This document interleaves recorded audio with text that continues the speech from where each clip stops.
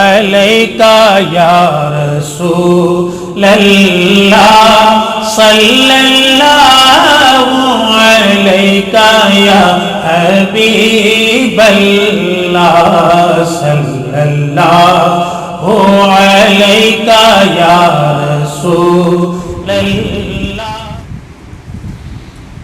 ونصلي ونسلم على رسوله النبي الأمين المكين الحنين الكريم الرؤوف الرحيم معزز اراکین شورا،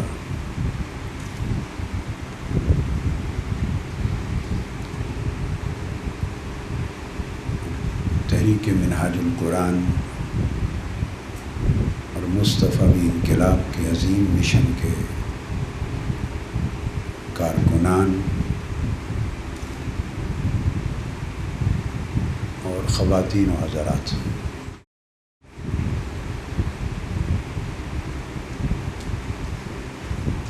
تحریک کے جملہ قائدین، مرکزی اور صوبائی عہدیداران، الحمدللہ تعالی آپ کی نئی تشکیل شدہ مجلس شورا کا یہ دوسرا اجلاس ہے۔ میں دعا گو ہوں کہ یہ اپنے ایجنڈے کے ساتھ کامیابی، کامرانی، خود اعتمادی اور خود مختاری کے ساتھ آگے بڑھیں اور منزل انقلاب کی طرف رواں دواں رہے۔ میں نے بریفنگ میں آج کی گفتگو میں چند ضروری چیزیں، کنسیپچول چیزیں، فکری نوعیت کی، نظریاتی نوعیت کی اور تحریکی اہمیت کی بعض چیزیں سمجھانی۔ مجلس شورا کسی بھی تحریک، کسی بھی جماعت اور کسی بھی تنظیم کا سب سے اعلیٰ اور سب سے بلند پایہ ادارہ ہوتا ہے۔ یہ پالیسی ساز ادارہ بھی ہوتا ہے۔ لہٰذا مجلس شورا کے اراکین کو اپنی تحریک کے کسی پہلو پر ابہام، کنسیپچول ایمبیگویٹی، ابہام، اور دوسری بات تشکیک، ڈاؤٹس قطعاً نہیں ہونے چاہیے۔ کلیئرٹی ہونی چاہیے، یعنی اراکین شورا کے دل و دماغ مشن اور تحریک کے ہر تصور پر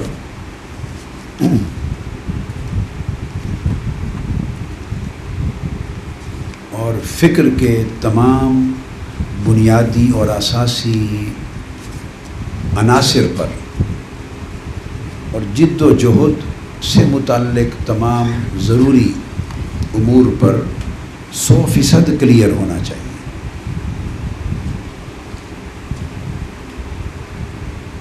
اور اپنے مشن کے حق ہونے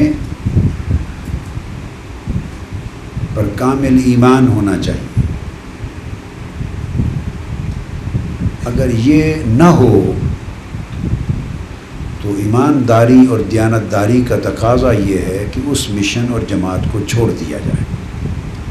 اگر یہ شک کریٹ ہو جائے کہ ہمارا مشن حق پر نہیں ہے یا ہم حق سے ہٹ گئے، پہلی بات ہمارا مشن مبنی بر حق نہیں ہے یا ہم راہ حق سے ہٹ گئے ہیں، تو اس کے لیے جنگ لڑنی چاہیے، سمجھانا چاہیے۔ اور اگر مقتدر لوگ، مشن کو چلانے والے لوگ وہ درست نہ ہوں تو پھر اس جماعت کو چھوڑ دینا چاہیے، اور جو راہ حق پر چلنے والے لوگ ہیں ان کو جوائن کرنا چاہیے۔ یہ اول چیز دیکھیے ایمان ہے، اور تنظیموں تحریکوں سے وابستگی کا درجہ اس کے بعد ہے۔ ایمان، امانت اور دیانت یہ پہلی چیز ہے، ہمارے مسلمان ہونے کا بنیادی شرط ہے۔ اس کے بعد اسی ایمان کے لیے، اسی اسلام کے لیے، اسی امت کے لیے، اسی حق کے لیے جس پر ایمان ہے، اس کے لیے پھر سٹرگل ہے، جد و جہد ہے، اور اس جد و جہد کے لیے جماعتیں ہیں، تنظیمیں ہیں، تحریکیں ہیں، ادارے ہیں، مشن ہیں۔ لہذا ایمان کا قائم رہنا، بچانا اول فرض ہے۔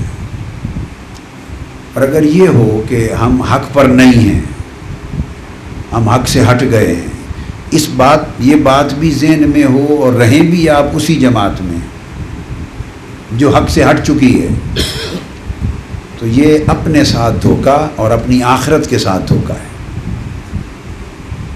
اب بات کو سمجھ گئے نا؟ لہٰذا اس پر 100% کلیئر ہونے کی ضرورت ہوتی ہے۔ اس کو لا الہ الا ولا الہ الا، نہ ادھر ہیں نہ ادھر ہیں، مذبذبین بین ذالک، درمیان میں لٹک رہے ہیں، تذبذب میں ہیں، یہ کیفیت ایمان کی کیفیت نہیں ہے، یہ نفاق بن جاتا ہے، پھر انسان فرسٹریشن میں مبتلا رہتا ہے۔ لہذا ہر سطح کے کارکن کا ایمان اس پر مضبوط ہونا چاہیے، مگر جب آپ اس مقام پر آ جائیں تو اس مقام پر تو یہ چیز پہلی شرط ہے، اور یہ ایمان اور یقین آپ نے ٹرانسفر کرنا ہے۔ اور تیسری شرط کہ جو جد و جہد ہم کر رہے ہیں ہم اس میں انشاءاللہ کامیاب ہوں گے، یہ تیسری شرط۔ ہم اپنی جد و جہد میں تو اس کامیابی کا یقین، مشن کا حق ہونا اور اس جد و جہد میں کامیابی کا یقین، ان دو چیزوں پر ایمان ہونا چاہیے۔ اہل شورا کا کام پھر یہ ہوتا ہے کہ جب اسٹریٹجیز وضع ہوں اس پر بحث کریں، آزادی کے ساتھ، اچھی بری باتوں میں امتیاز کریں، آزادی کے ساتھ ڈسکس کریں، تنقید کریں، غور و خوض کریں، امپروو کریں۔ یہ جمہوری رائے ہوتا ہے، حق ہے جو اہل الرائے کو اللہ اور اس کے رسول نے آپ کو دیا ہے۔ اراکین شورا اہل الرائے تصور ہوتے ہیں، آپ کا رائٹ ہے جب فیصلے کریں، ڈسکس کریں۔ اب یہ اس سے ایک درجہ نیچے آپ آ گئے، مشن کے حق ہونے اور اس کے کامیابی کے یقین کے اس درجے کے بعد اب اسٹریٹجی آ گئی۔ کیا آ گئی؟ کہ کرنا کیا ہے، کس طرح اسٹرگل کرنی ہے، کس طرح جنگ لڑنی ہے، یہ پھر اسٹریٹجک میٹر آ گیا۔ تو اسٹریٹجک میٹر میں ڈسکشن کرنا، اپنی اپنی رائے دینا، یہ فائدہ مند ہے، یہ نقصان دہ ہے، یہ ہونا چاہیے، یہ نہیں ہونا چاہیے، یہ اسی بحث و تمیز کی شکل میں اپنی آراء کو جمع کر کے بہتر سے بہتر طریقہ کار کو وضع کرنا، یہی شورا کا کام ہوتا ہے۔ وَأَمْرُهُمْ شُورَىٰ بَيْنَهُمْ، یہ آپ کا رائٹ ہوتا ہے، مگر رائٹ اسی وقت ہوتا ہے جب آپ اس پہلے بنیادی دو یقینوں کے ساتھ بہریاب ہوتے ہیں۔ اگر وہ دو یقین میسر نہیں تو آپ جتنی رائے دے رہے ہوں گے اور جس بحث میں حصہ لے رہے ہوں گے اس کے پیچھے جو آپ کی intellectual, mental, conceptual back ground ہے وہ تو پراگندہ ہے، اس میں تو یقین کی قوت ہی نہیں ہے، اس میں کلیئرٹی نہیں ہے، پیچھے تو دھند ہے ساری، گرد آلود ہے۔ تو گرد آلود ذہن کے ساتھ جب آدمی مشاورت میں حصہ لیتا ہے تو اس کی گفتگو سے پراگندگی پھیلتی ہے۔ میری بات سمجھ رہے ہیں آپ؟ پراگندہ ذہن کے ساتھ جب آدمی بحث میں اور رائے دہی میں اور مشاورت میں حصہ لے گا تو اس کے ہر لفظ سے انتشار پھیلتا ہے، پراگندگی پھیلتی ہے، تشکیک پھیلتی ہے، اور اس سے مقصود حاصل نہیں ہوتا، کیونکہ وہ جب بات کر رہا ہے اس بات کے پیچھے دو چیزیں نہیں ہیں، ایک کلیئرٹی نہیں ہے اور ایک سرٹنٹی نہیں ہے، یعنی واضحیت نہیں ہے اور دوسرا یقین کی قوت نہیں ہے. واضحیت کی جگہ شک ہے، کیا؟ شک و شبہ ہے. اور یقین کی جگہ بدگمانی ہے. تو ان دو چیزوں کے ساتھ کبھی بھی آپ جب رائے مشاورت میں حصہ لیں گے تو اس سے شر پیدا ہوگا، خیر نہیں پیدا ہوگی، انتشار پیدا ہوگا، پراگندگی پھیلے گی، دوسروں کے ذہن بھی متاثر ہوں گے، ماحول بھی پراگندہ ہوگا.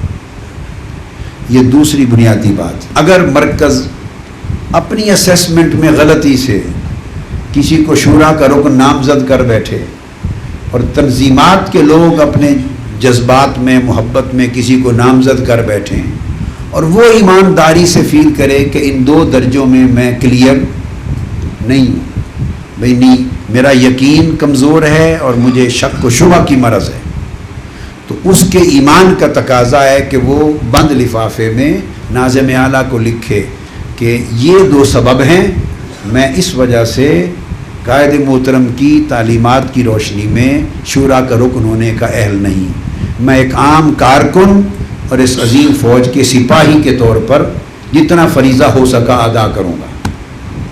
کیونکہ یہ دو چیزوں سے محروم ہوں. اس پوزیشن میں میرا منصب یہ ہے کہ میں ڈسکس کروں، اور ڈسکس کروں شکوک و شبہات بھرے ذہن کے ساتھ اور یقین سے محروم سوچ کے ساتھ. تو نتیجتاً وہ میں بجائے کچھ اچھائی دینے کے برائی پیدا کروں. سو اس کو اس کی ممبرشپ سے پیچھے ہٹ جانا چاہیے اور اپنی جگہ ایسی خوبیاں رکھنے والے بہتر کارکن کو نامزد یا تجویز کرنا چاہیے کہ وہ بیٹر ہے.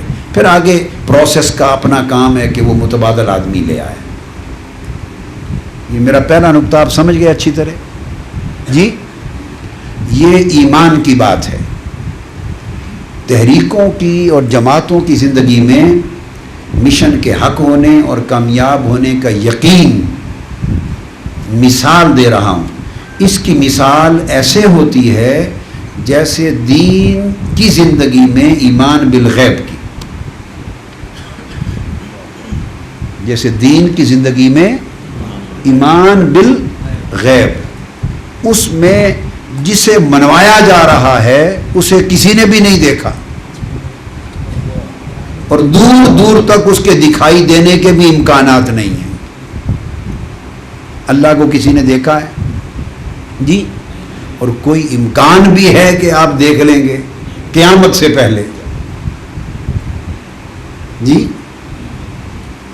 جبرائیل امین کو دیکھا ہے کسی نے وحی لاتے ہوئے، فرشتوں کو دیکھا ہے، کسی نے برزخ کو دیکھا ہے، باس بعد الموت کو دیکھا ہے، قیامت کے دن کو دیکھا ہے، حشر و نشر کو دیکھا ہے، حساب و کتاب کو دیکھا ہے، پل صراط کو دیکھا ہے، میزان کو دیکھا ہے، جنت و دوزخ کو دیکھا ہے.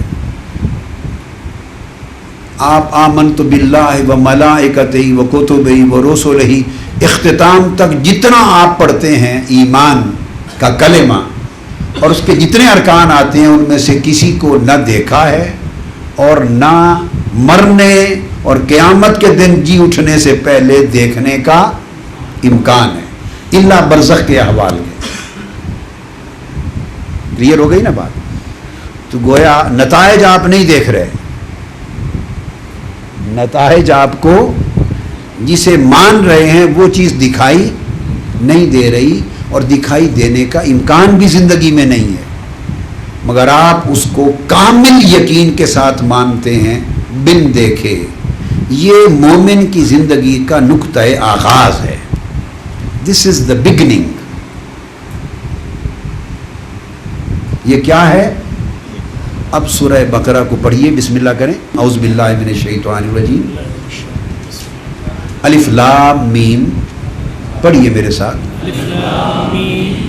سورہ فاتحہ تو فاتحہ ہے، کیا؟ اس سے تو کھلتا ہے قرآن اور وہ آپ کو قرآن میں داخل کرتی ہے. فاتحہ آپ پر قرآن کھولتی ہے. اب پہلی سورت کس کو کہا جاتا ہے؟ بقرہ کو فاتحہ کے بعد. یہ بات توجہ طلب ہے. اب جو بات ابھی تک میں نے کہی اس پر یہ بات میں نے نہیں کہی، یہ اللہ رب العزت نے فرمائی، میں تو صرف ایک ناقل ہوں۔ یہ الگ بات ہے کہ ہر کوئی بیان کرتا ہے، کسی کو وہ نقل نصیب ہوئی کسی کو نصیب نہیں ہوئی۔ کلام الہی تو سب کے سامنے ہے وہی، مگر میں تو اس میں سے خیرات لے کے آپ کو پہنچانے والا ہوں۔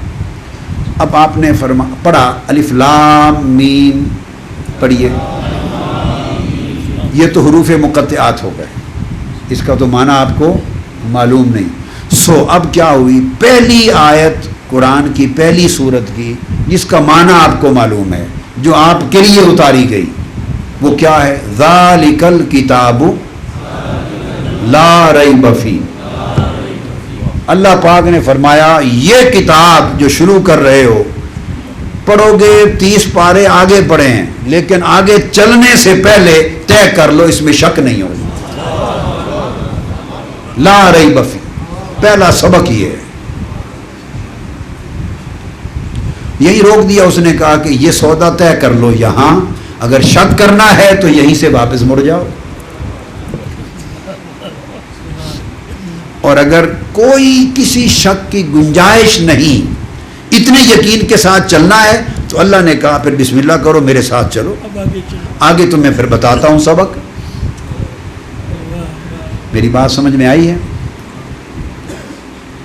اور یہ جو نکتہ میں نے بتایا، یہ مجھے بھی ایسا یاد آ رہا ہے کہ 25 سال میں یوں پہلے کبھی بیان نہیں، ایسا یاد آ رہا ہے۔ کبھی ایسا ہوا ہے جی؟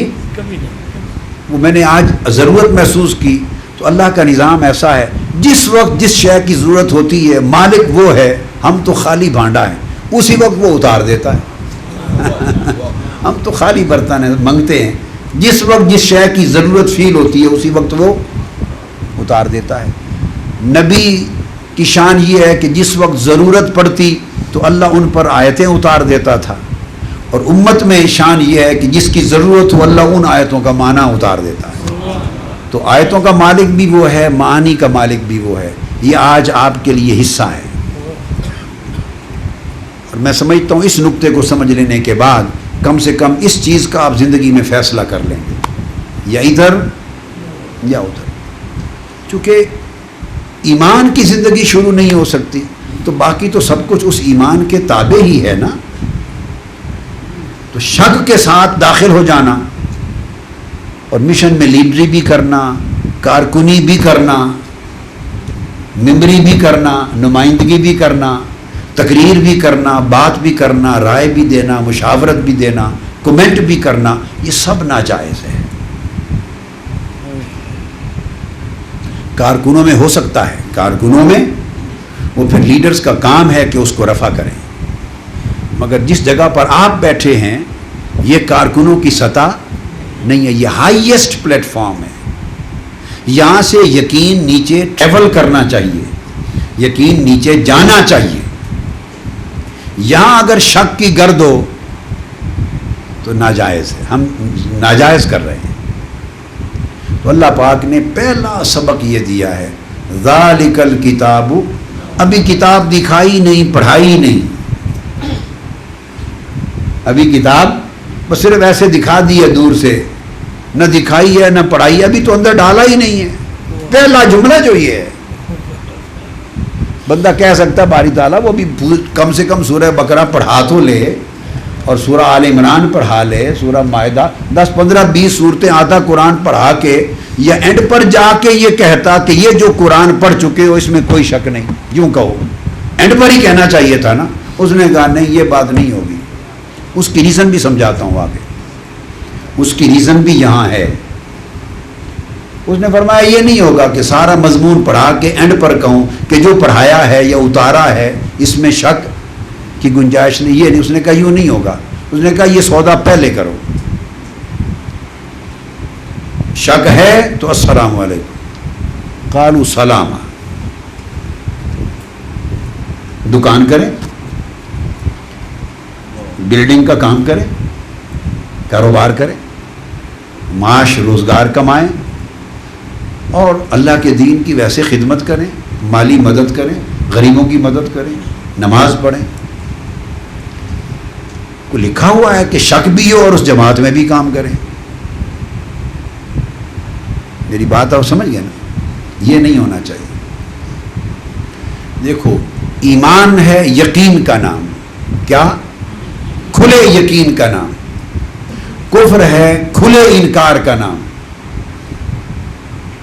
اور درمیان کی کیفیت کو شک کہتے ہیں. اب آپ خود سمجھ لیں یہ مرتبہ کیا ہے. ایمان کہتے ہیں اندر باہر کا کھلا ایمان، دل اور زبان کی تصدیق و اقرار سے ماننا، یہ ایمان. اور دل اور زبان دونوں چیزوں سے انکار کرنا، یہ ہے کفر. تو درمیان کیا ہے؟ زبان سے ماننا اور دل میں شک میں رہنا. تو ماننے اور انکار کے درمیان کی کیفیت شک ہوتی ہے. اس کو کیا مرتبہ دیتے ہیں؟ کیا کہتے ہیں اس کو؟ یہ نفاق ہے. یہ نفاق ہے. تو سب سے پہلے ہمیں اپنے آپ کو نفاق کی کیفیت سے نکالنا چاہیے. اب اس کی ریزن بتاتا ہوں. آپ میں نے جو کہا نا کہ یہی بات اللہ رب العزت اینڈ پر بھی فرما سکتے ہیں کہ سارا قرآن دکھا کر فرمایا ذالک الکتاب، یہ قرآن جو تم نے اب پڑھ لیا ہے یا دیکھ لیا ہے یا آ چکا ہے، اس میں کوئی شک کی گنجائش نہیں. ایسا بھی فرما دیتے نہیں. اور یہ بھی ایک نقطہ بتا دوں، یہ اتری سب سے پہلے نہیں تھی. ذالک الکتاب لا ریب فیہ، یہ وحی میں غار حرا میں پہلی وحی نہیں ہے جو یہ اتری ہے. وہ تو اقرا بسم ربک الذی خلق اتری تھی، اترنے میں پہلی نہیں تھی. یہ اللہ رب العزت نے حکم دیا کہ اتری تو جو بھی پہلے اور جو بھی بعد میں اتری وہ اترنے کی ترتیب اور تھی، مگر امت کو اب جب قرآن دیا جا رہا ہے سب سے پہلے یہ آیت لکھے. یہ ترتیب میں آئی، یہ قرآن کی تدوین کی ترتیب میں پہلی بنا دی گئی تاکہ قانون اور ضابطہ بن جائے کہ جب کسی بڑے کام میں داخل ہوتے ہیں تو تمام شک کی گرد کو ہٹا کے داخل ہوتے ہیں. اب اس کا سبب میں نے عرض کیا. سبب یہ ہے، اس نے فرمایا سبب یہ ہے کہ اس قرآن کا کام ہے ہدایت دینا. اس کا کام کیا ہے؟ ہدایت دینا. اس لیے اتارا ہے کہ آپ کو ہدایت دے. اور فرمایا پرابلم یہ ہے اب قرآن سے بڑا سرچشمہ تو ہدایت کا کائنات میں نہیں ہے نا، مگر اس میں بھی ایک پرابلم یہ ہے کہ جو شک کے ساتھ اس کو پڑھے اس کو ہدایت نہیں دیتا.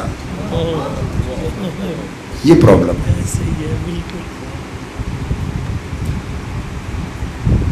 جو شک کے ساتھ اسے پڑھے اسے تو قرآن ہدایت نہیں دیتا، تو منہاج القرآن کیا ہدایت دے گا؟ جو شک کے ساتھ قرآن سے لگتا ہے اس کو تو قرآن ہدایت نہیں دیتا، اس کو یہ منہاج القرآن کیا ہدایت دے گا اس کو؟ یہ اللہ کا کام ہے. لیکن اللہ نے ایک فیصلہ کر دیا کہ سب سے پہلے شک کی گرد اس لیے اتارنا چاہتا ہوں کہ اس قرآن کا کام ہے ہدایت دینا، اور قرآن کی شرط ہے جو شک کے ساتھ آئے اسے ہدایت نہیں دیتا. نتیجہ کیا ہوتا ہے؟ ہمارا پروگرام کہتے ہیں جی 10 سال ہو گئے، 15 سال ہو گئے، 20 سال ہو گئے، اتنا زمانہ گزر گیا. ہم اپنے من کو نہیں ٹٹولتے کہ کتنے یقین کے ساتھ گزرے ہیں یا کتنا شک کے ساتھ گزرا ہے. آپ اپنے یقین کے دور کو بھی دیکھ لیں اور دیکھیں کہ اس منہاج القرآن کے فیض کا اثر آپ کے اندر کتنا تھا، اور شک کے دور کو بھی دیکھ لیں تو بے اثری کتنی تھی. اب وہ دراصل وہ بے اثری نہ قرآن کی ہے نہ منہاج القرآن کی ہے، وہ کیفیت یقین اور کیفیت شک و ارتیاب کا نتیجہ ہے. اس نے فرمایا ہدی للمتقین، یہ پرہیزگاروں کو ہدایت دیتا ہے.